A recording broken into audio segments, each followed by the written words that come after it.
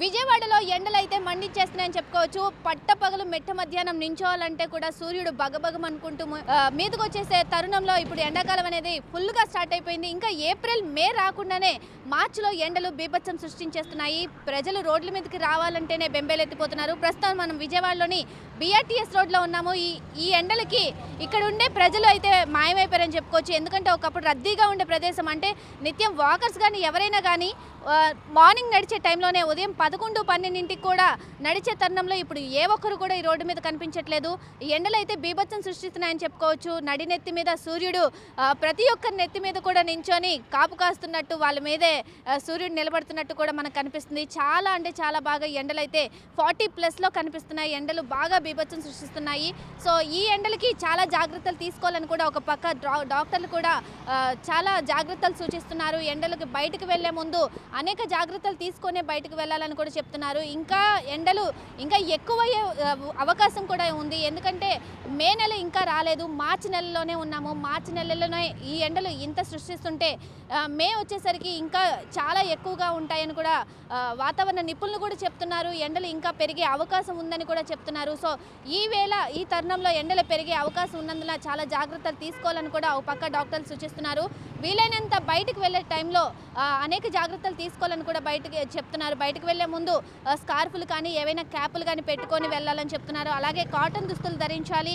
అలాగే బయటకు వెళ్ళేటప్పుడు వెంట ఒక వాటర్ బాటిల్ కానీ ఏదైనా మజ్జిగ కానీ తీసుకెళ్తే ఇంకా మంచిదని చెప్తున్నారు. ఆరోగ్య సూచనలు కూడా పాటించాలని చెప్తున్నారు.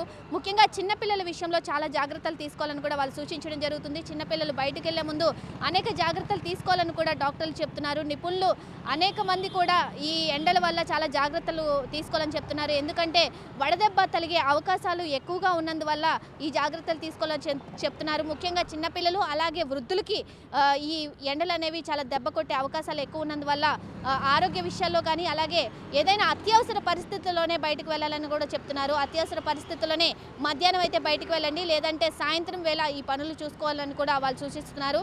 మొత్తంగా చూసుకున్నట్లయితే ఎండలు అయితే బీభత్సం సృష్టిస్తున్నాయి.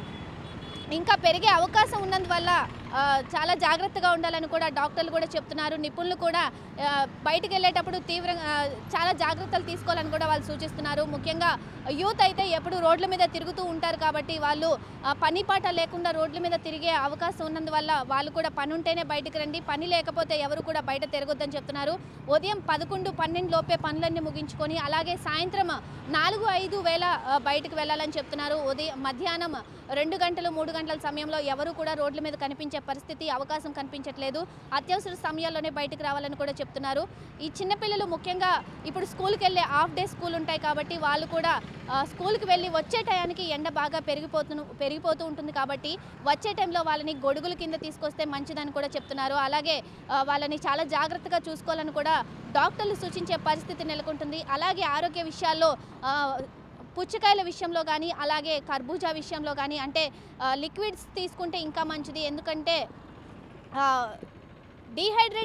బాడీ డీహైడ్రేట్ అవ్వకుండా ఎక్కువ కాపాడుతూ ఉంటాయి కాబట్టి వాటర్ మెలన్ కానీ అలాగే కర్బూజాలు కానీ తింటే ఇంకా మంచిదని డాక్టర్లు కూడా సూచిస్తున్నారు. మొత్తంగా విజయవాడలో ఎండలు సృష్టించే వేళ ఎండలు బాగా ఉన్నందువల్ల చాలా జాగ్రత్తలు తీసుకోవాలని కూడా అలాగే డాక్టర్లు అలాగే వాతావరణ నిపుణులు కూడా ఎండలకి హెచ్చరించడం వల్ల చాలా జాగ్రత్తగా ఉండాలని కూడా చెప్తున్నారు. సో అత్యవసర సమయాల్లోనే బయటకు రావాలని కూడా మెగా9 టీవీ తరఫున మేము కూడా కోరుకుంటున్నాము. అత్యవసర సమయాల్లోనే బయటకు రండి, చాలా జాగ్రత్తగా ఉండి జాగ్రత్తలు తీసుకోండి. మే నెలలో ఇంకా ఎండలు పెరిగే అవకాశం ఉంది కాబట్టి చాలా జాగ్రత్తగా ఉండమని కూడా మేము సూచిస్తున్నాము. కెమెరా పర్సన్ ఆసిఫ్తో నాగశ్రీ, విజయవాడ, మెగా9 టీవీ నుండి.